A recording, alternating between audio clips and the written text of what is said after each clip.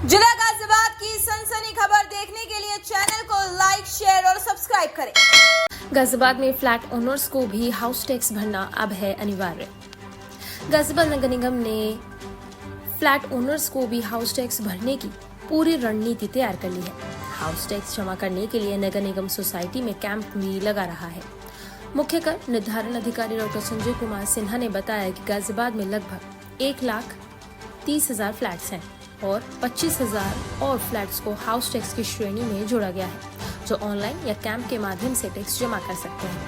उन्होंने बताया कि नगर निगम सीमा के अंतर्गत कमर्शियल या रेजिडेंशियल सभी को हाउस टैक्स देना जरूरी है। इसके अलावा अगर कोई फ्लैट ओनर टैक्स नहीं जमा करेगा तो उसके खिलाफ नोटिस की कार्रवाई की जाएगी।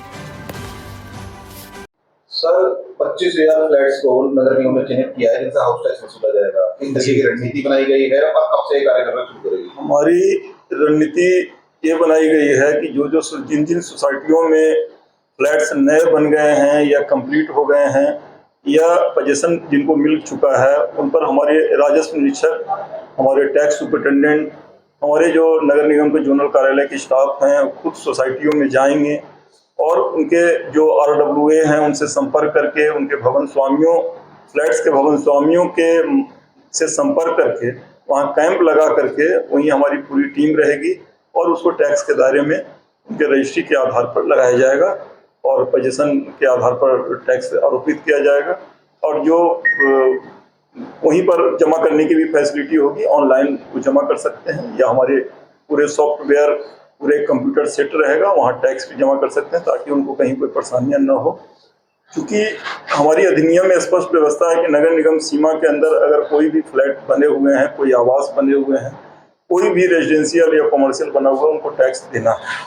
तो उसी के दृष्टिगत जो भी हमारे नगर निगम सीमा के अंदर है, इस फ्लैट्स के अलावा भी उस पर भी हमारी टीम काम कर रही है और ये काम प्रारंभ हो गया है। हमारे राजस्व निरीक्षक, हमारे टैक्स सुपरिटेंडेंट बराबर जा रहे हैं, हमारे जोनल प्रभारी उसकी समीक्षा कर रहे हैं और मैं भी वर्तमान में प्रत्येक जोन में प्रतिदिन एक जोनों में जा करके उसकी प्रगति की समीक्षा कर रहा हूं और अपने नगर आयुक्त सर को मैं रिपोर्ट कर रहा हूं कि सर क्या प्रगति है। और मैं समझता हूं कि 15 दिवस के अंदर हम लोग लगभग सारे कार्य को पूरा करा लेंगे। सर अभी तक नगर निगम कितने फ्लैट्स से हाउस टैक्स वसूल रहा था और ये जो नए चिन्हित किए गए हैं अब इनसे किस तरीके से वसूली की जाएगी? अभी तक जैसा मैंने बताया कि लगभग जो है यहाँ जो हाई राइज सोसाइटियों में जो फ्लैट्स बने हुए हैं, हमने जो चिन्हित कराया है उसमें 1,30,000 के आसपास फ्लैट्स हैं। तो ये 25,000 के अलावा लगभग सारे फ्लैट्स पर टैक्स लग चुके हैं और ऑलरेडी वो लोग टैक्स पे कर रहे हैं और जो छूटे हुए हैं उस पर टैक्स लगाने की कार्रवाई चल रही है। जैसा कि मैंने बताया कि हमारी टीम उस पर काम कर रही है।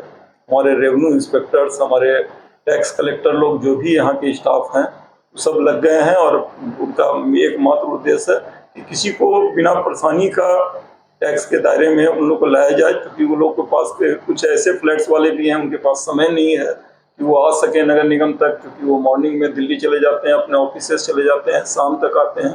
तो उनके लिए विशेष व्यवस्था की गई है कि सैटरडे या संडे विशेष करके सोसाइटियों में कैंप लगाए जाएंगे और वहीं हमारी टीम रहेगी और कैंप टैक्स लगा करके उनके असेस करा करके उस पर आगे रणनीति करके टैक्स जमा कराएंगे।